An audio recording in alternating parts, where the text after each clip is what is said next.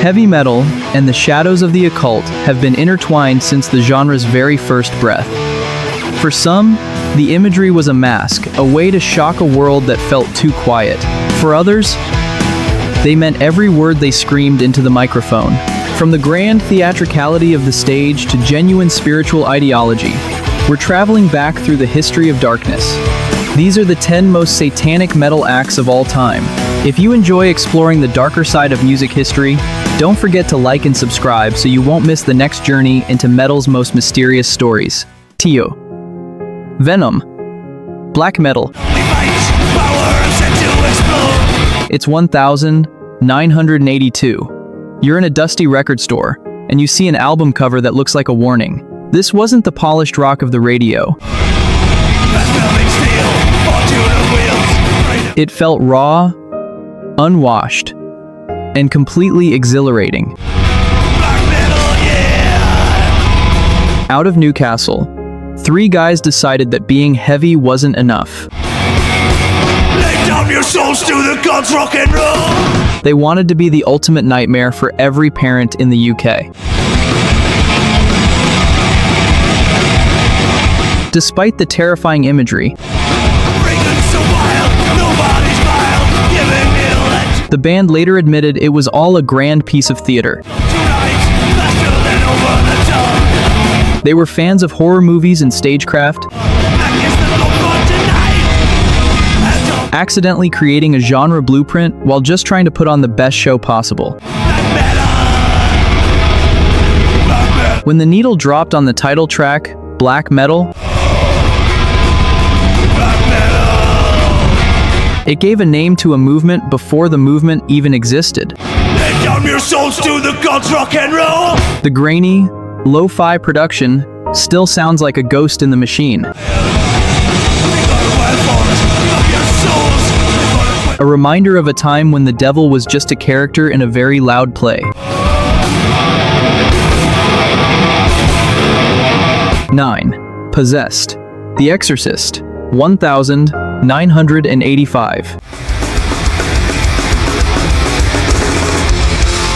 Imagine being 17, sitting in a garage in San Francisco, and accidentally inventing the sound of death metal. That was the reality for Jeff Becerra. Long before the Norwegian woods, there was the Bay Area sun, which made this band's obsession with hellfire feel even more jarring. Jeff was just a teenager when he recorded these guttural growls vocals that would influence thousands of bands. Yet he was still young enough to need a ride to the studio.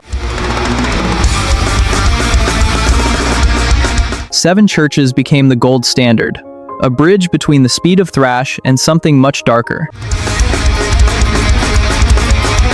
Tragedies would later silence the original lineup. But that 1985 recording remains frozen in time. A snapshot of youthful rebellion turned into something eternal. Bathory. Enter the Eternal Fire. 1987. There's a certain chill that comes with this song. It feels like a cold wind blowing through a Swedish forest at midnight.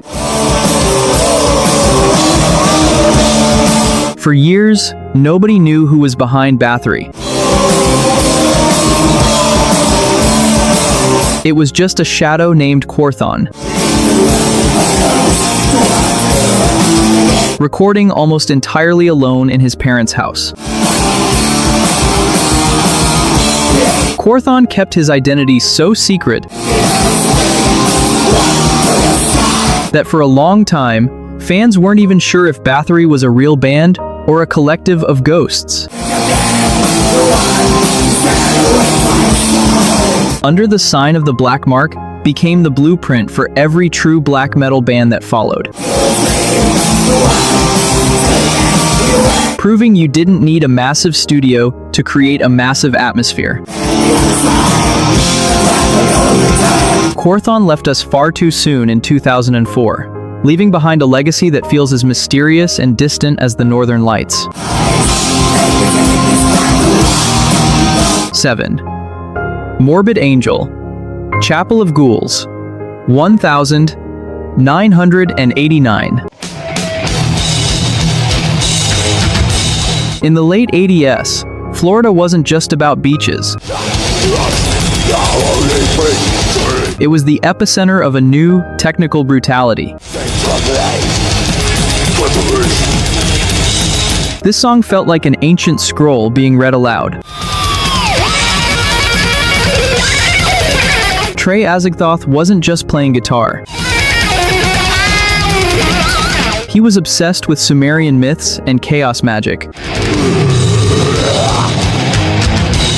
bringing an intellectual weight to the chaos. While other bands sang about gore,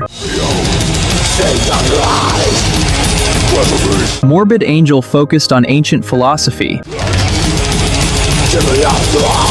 making their Satanism feel more like a lost religion than a shock tactic.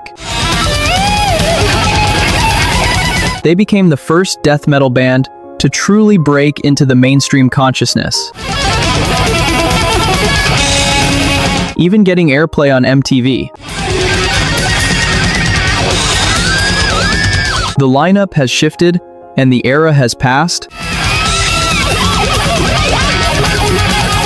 but the technical perfection of 1989 still feels like a peak we haven't climbed since. Say, Dayside, Sacrificial Suicide, Milanovation to Navanta. If you ever saw Glenn Benton in a magazine in the 90s, you never forgot it. The inverted cross branded into his forehead wasn't makeup. It was a permanent choice. Coming out of Tampa, Deicide was the most hated band by religious groups. Fueled by Benton's provocative claims of a pact with the dark side. Benton famously predicted he would leave this world at age 33 to match the age of Christ. He's still here today, a living testament to the theatrical power of the era. Their debut album became one of the best-selling death metal records of all time, fueled by equal parts curiosity and controversy. It was an era of extreme commitment, where the line between the person and the persona blurred until they became one. 5. Mayhem, Freezing Moon, 1994.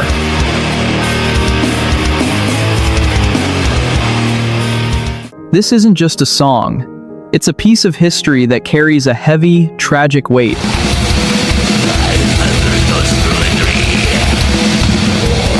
It sounds like the end of the world.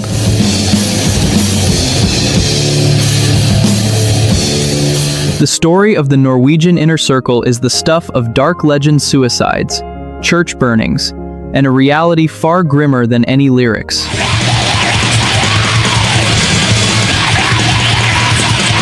The album De Mysteriis Dom Sathanas features a guitar player who was murdered and a bass player who was convicted of that murder, playing together on the same tracks.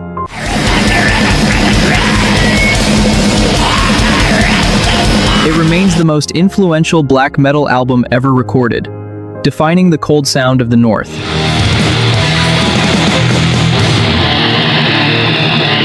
The smoke from the 90s has cleared, but Freezing Moon still carries the echoes of a period where the music was inseparable from a terrifying reality.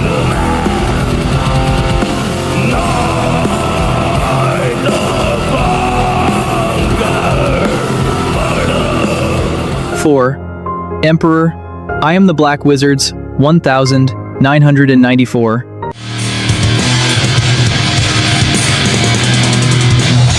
Suddenly, the darkness became sophisticated. It wasn't just noise anymore. It was a symphony played in the middle of a blizzard.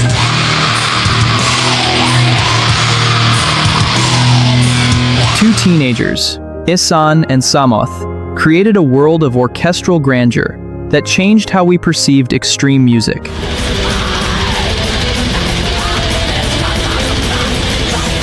Much of this legendary music was composed while the scene was under intense police scrutiny, adding a layer of genuine tension to every note.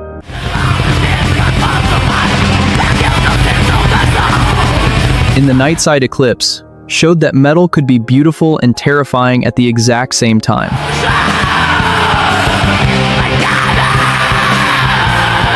They eventually moved on to different sounds, but that 1994 masterpiece remains frozen in the night sky, a monument to a time of dark ambition.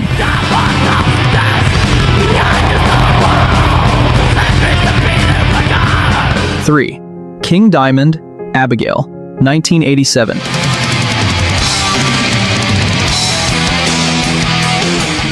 That voice. The moment you heard King Diamond's falsetto, you knew you were entering a gothic horror story you couldn't escape.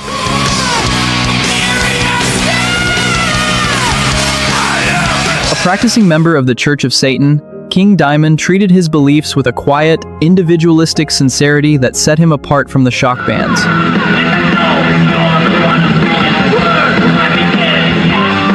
His Satanism wasn't about goats and fire.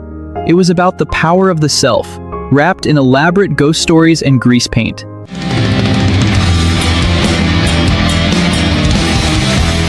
Abigail was the first concept album of its kind, turning a metal record into a cinematic experience.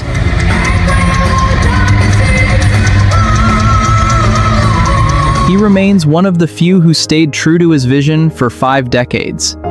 A storyteller who never let the fire go out.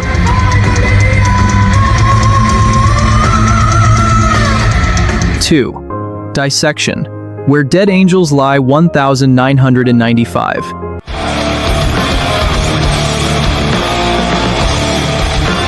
It starts with a melody so haunting it stays with you for days.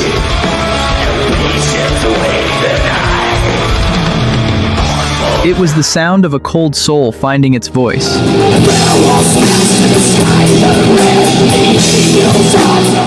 John Nudvite was a perfectionist who lived and died by his beliefs, viewing his music as a literal religious offering.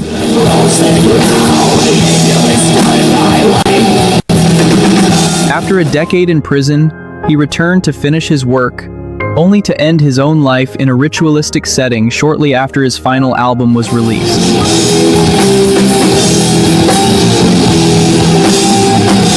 Storm of the Light's Bane is often cited as the perfect blend of melody and pure black metal aggression.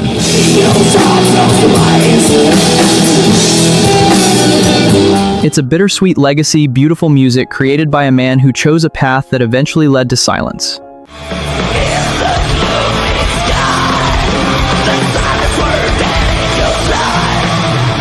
One, Ghost, Year Zero, 2013.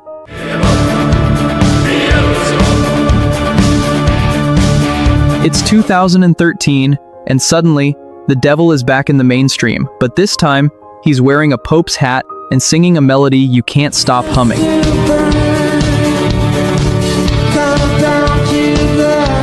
Tobias Forge took the dangerous imagery of the 80s and turned it into a grand, arena rock spectacle for the modern age.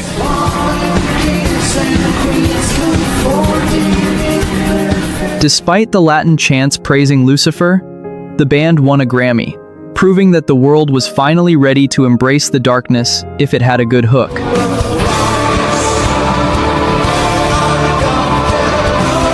When Year Zero hits, it feels like a ritual being performed in a sold-out stadium, bridging the gap between underground cult and global phenomenon.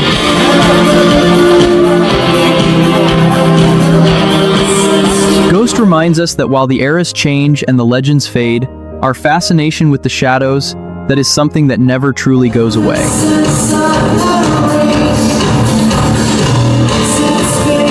Music has a strange way of freezing moments in time. For some, these songs are just notes on a staff. For others, they are the soundtrack to a youth spent searching for something more, something outside the lines. Which of these tracks still brings back that feeling for you? That feeling of being 16, in the dark, with the volume turned all the way up? Let us know your story in the comments. If these echoes from the past touched a chord within you, please give this video a like and subscribe to our channel. It helps us keep these memories alive and ensures we can continue this journey back in time together.